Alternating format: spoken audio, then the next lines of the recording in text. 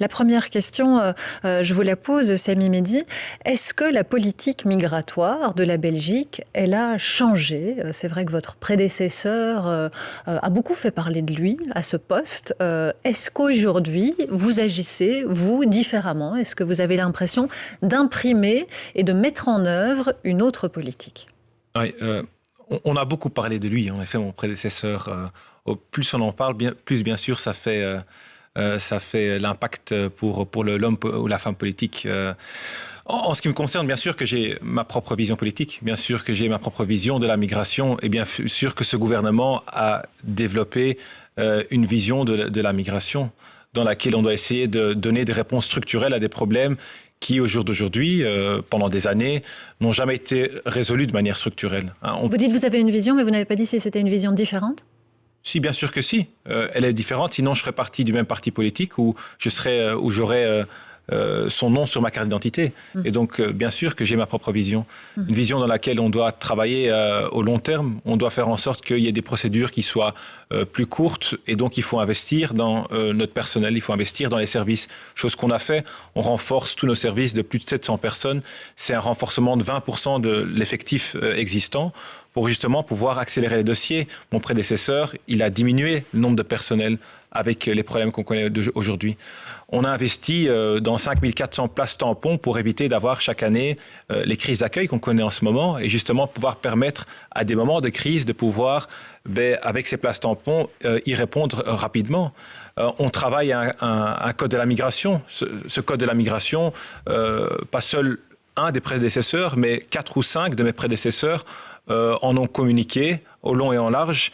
Rien n'a été fait.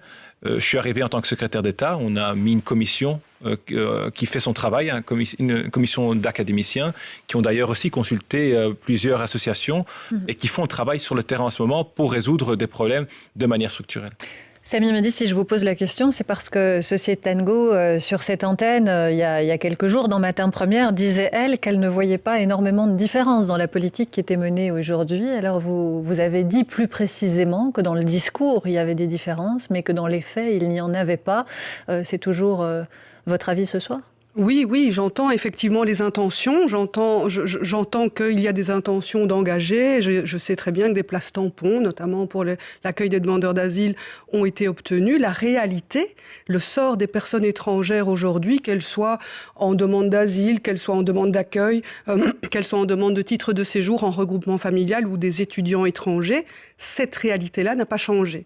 On est toujours aujourd'hui confronté à une politique qui veut donner des signaux de dissuasion à tout prix. Le cas des étudiants étrangers récemment médiatisé montre que même quand on se plie aux exigences légales... Vous parlez des étudiants étrangers, donc qu'on a arrêtés à l'aéroport et qu'on a emmenés en centre fermé. Et qu'on a privé de liberté pendant plusieurs jours, pour lesquels des décisions de justice ont ordonné une remise en liberté et malheureusement, on n'a pas obtempéré à ces décisions. Et donc, on le sait, la communication est différente parce que vous aimez à dire qu'il est important de donner des signaux et de ne pas récompenser la clandestinité. Mais en fait, quand on respecte les formes et toutes les conditions légales, le signal est aussi donné. Là, de dire non, ça n'est pas aussi facile que ça. Le signal veut être manifestement moins d'étrangers en Belgique. Et aujourd'hui, l'accueil des demandeurs d'asile, la crise, vous l'avez dit vous-même, nous sommes en pleine situation de crise. Ça fait 6 semaines que des personnes sont à la rue alors que l'État doit les accueillir, que ce n'est pas une vision, c'est une obligation.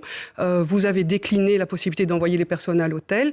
Donc la réalité n'est pas différente malgré les mots. Sur ce dernier point, on va faire réagir Samy Mehdi. On parle donc des demandeurs d'asile pour lesquels il n'y a plus de place aujourd'hui en centre d'accueil. On a vu qu'il y avait des files, notamment devant le Petit Château à Bruxelles. Structurellement, il manque vraisemblablement des places, puisque chaque année, on se retrouve avec des centres d'accueil à saturation. Pourquoi ne pas les envoyer à l'hôtel, comme vient de le mentionner Madame Odgo?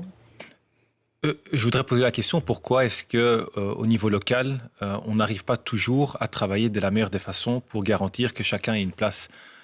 Ça fait en septembre que je suis parti au Cairn pour déposer une note dans laquelle je précisais que si on ne faisait pas le nécessaire, on aurait un problème au niveau de l'accueil. Et donc, entre-temps, j'ai eu des discussions au niveau fédéral avec certains de mes collègues, dont ma collègue de la Défense, pour travailler justement à ce accueil d'urgence qu'on construit à Glon en ce moment. Et puis au niveau local, on essaye de discuter avec des bourgmestres, des échevins pour garantir que l'accueil soit là pour tout le monde. Et donc c'est au niveau des autorités communales et locales que la responsabilité se trouve aujourd'hui ? Un centre d'accueil se trouve quelque part sur un territoire qui est tout le temps où il y a une responsabilité partagée, où moi je prends la responsabilité d'appeler les bourgmestres, d'essayer de trouver un accord pour qu'il y ait un centre d'accueil.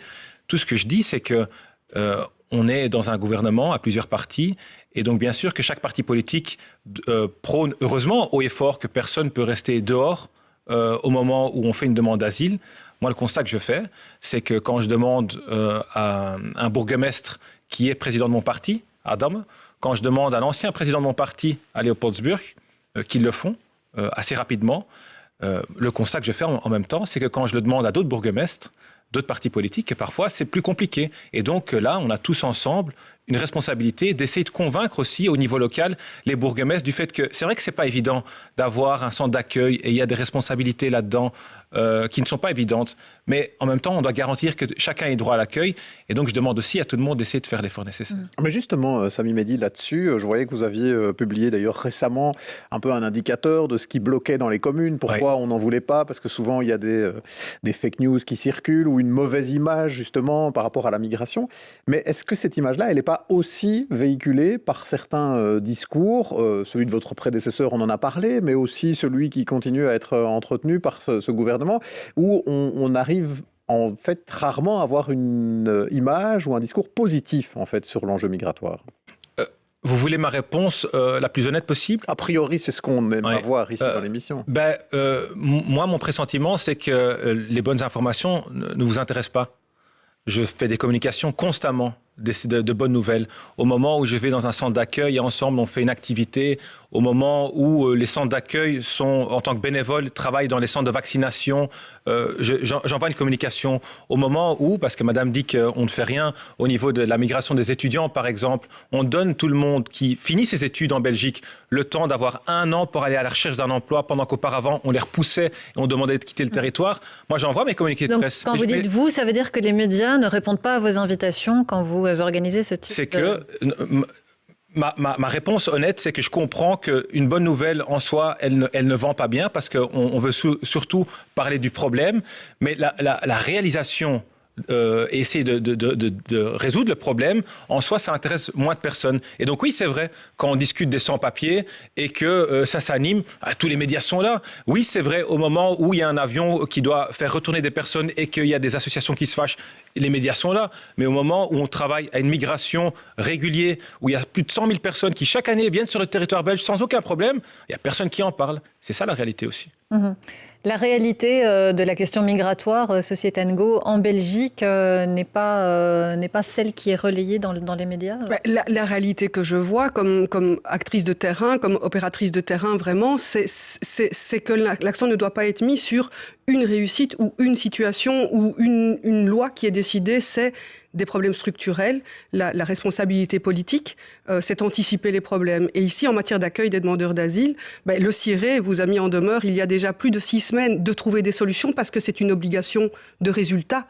Les juristes comprendront, il ne s'agit pas de faire tous les efforts possibles et de dire que oui, on attend que des bourgmestres soient d'accord. La responsabilité, elle est la vôtre.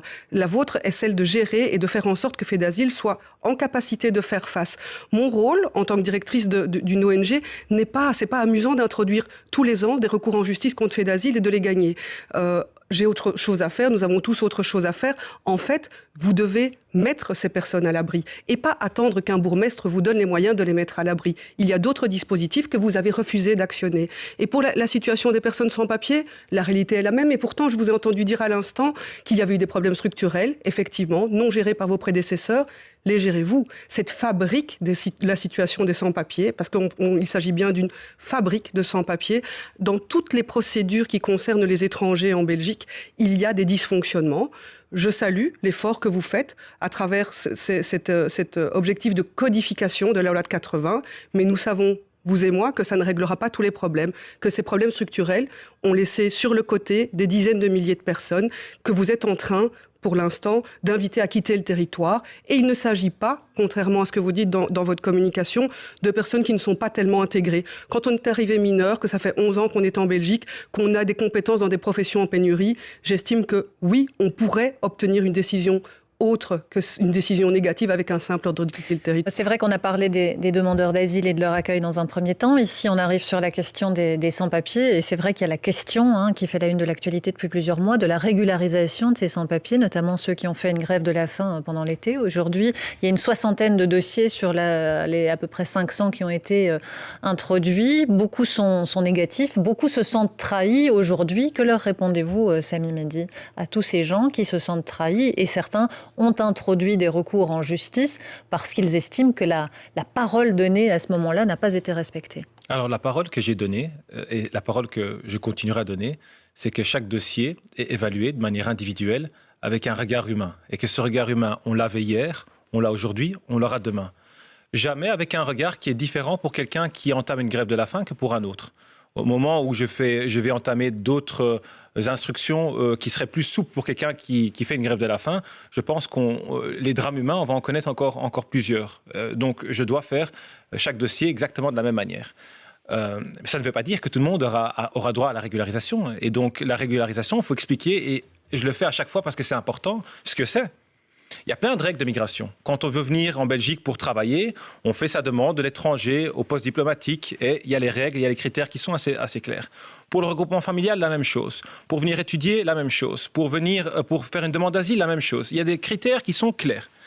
Mais si les critères étaient si clairs, comment ça se fait que la situation ne se règle pas plus rapidement et comment est-ce qu'un sans-papier, par exemple, continue de croire qu'il est dans les conditions alors qu'il ne le serait pas, par exemple? Parce qu'un sans-papier continue à avoir l'espoir qu'à un moment donné, son dossier sera régularisé et que le sans-papier en question a souvent reçu déjà 1, 2, 3, 4, voire 5 ordres de quitter le territoire et refuse de quitter le territoire.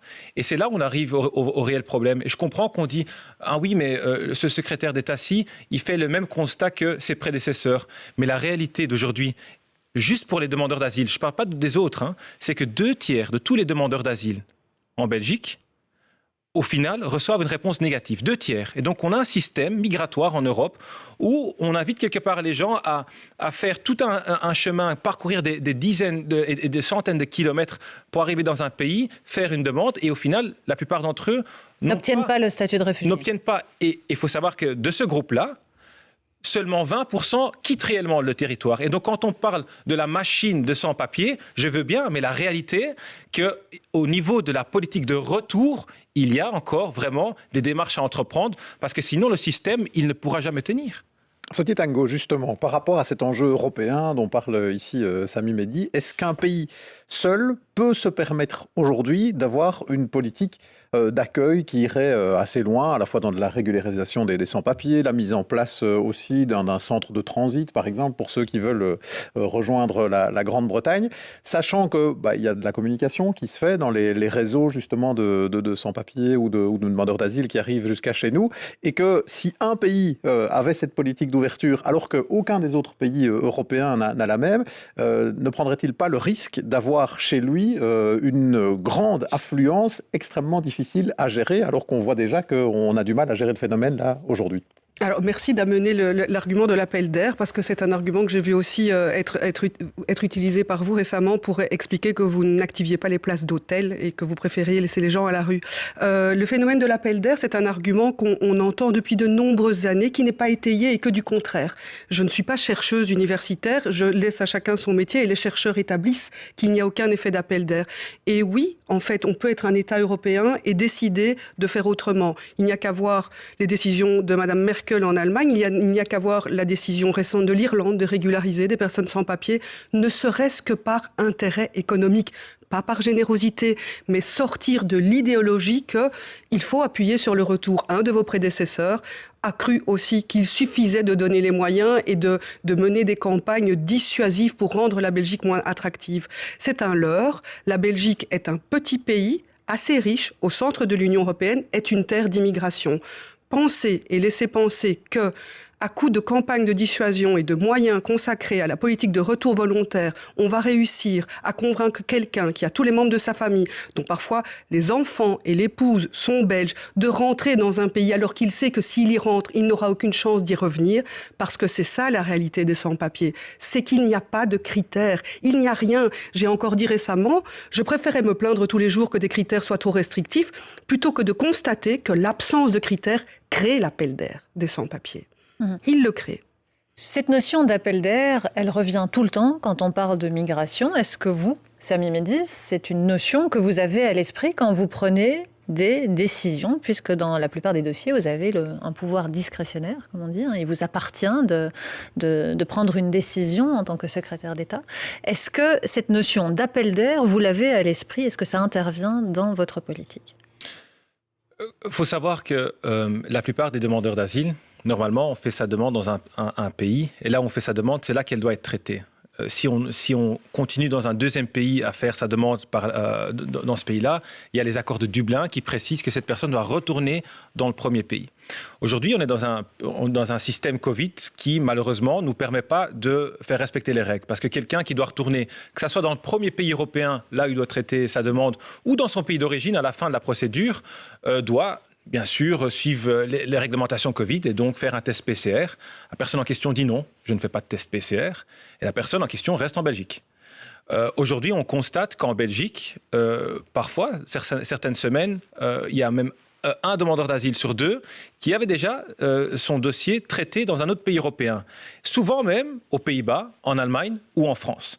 Et donc, on a un système où le demandeur d'asile va d'un pays européen à un autre. Et donc oui, ça crée une relation. Et au moment où en Belgique, on adopte certaines mesures, bien sûr que ça a un impact sur nos pays voisins. Je ne vais jamais dire que quand demain, on va garantir un modèle d'accueil, que sur base de ces décisions-là, au Cameroun, on prend la décision de prendre son sac à dos et de partir. Mais au niveau européen, bien sûr qu'il y a une interaction entre plusieurs pays. Pour vous donner un dernier élément, et puis c'est peut-être à titre indicatif ou c'est peut-être anecdotique, mais quand même, c'est au moment où la grève de la faim des sans-papiers s'arrête. Il y a donc plusieurs personnes qui se disent « ça y est, il y a un accord, on va être régularisé » et donc il y a de la joie. Une communication se fait entre sans-papiers aussi d'autres pays européens, de la France, et de l'information m'est donnée que des personnes sans papier en France font le déplacement vers la Belgique parce qu'ils se disent « ça y est, on est à nouveau comme en 2009 et comme en 99 dans une nouvelle campagne de régularisation et donc on va venir en Belgique parce qu'il y a des possibilités. » Donc si on n'affiche pas de fermeté, on fait venir des gens.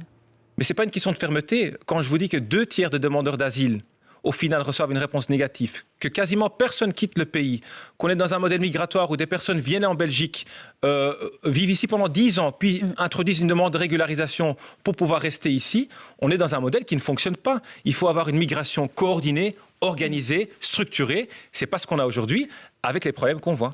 On arrive à la fin de ce débat. J'ai une toute dernière question pour vous, Samy Mehdi, et je ferai réagir Société Ngo. Est-ce qu'il y a encore des enfants dans les centres fermés aujourd'hui? C'était l'accord du gouvernement. Plus d'enfants dans les centres fermés. Est-ce que cette promesse qui a été faite est respectée? Ah oui, absolument. Oui, il n'y a aucun enfant dans les centres fermés. Oui. Et ça, c'est une évolution que vous saluez, Société Ngo? Je confirme, je l'avais salué dès le premier jour, dès l'accord de gouvernement. Je saluais l'une des intentions du gouvernement de ne placer aucun enfant en détention. J'ai regretté, 2 jours après, de voir les avocats de l'État belge se défendre bec et ongle dans la procédure que nous avions introduite en justice pour essayer de faire annuler l'arrêté royal précis qui organise la détention des enfants, afin de permettre que le cadre légal ne change pas et qu'en fait, demain, un éventuel successeur puisse de nouveau placer des enfants derrière les barreaux. On n'enferme pas un enfant, point, mais on ne devrait enfermer personne pour son statut administratif. Donc ça a changé sous cette législature, mais ça n'a pas changé dans la loi. Le cadre légal ne change pas. Merci à tous les deux d'avoir participé à ce débat ce soir dans Déclic.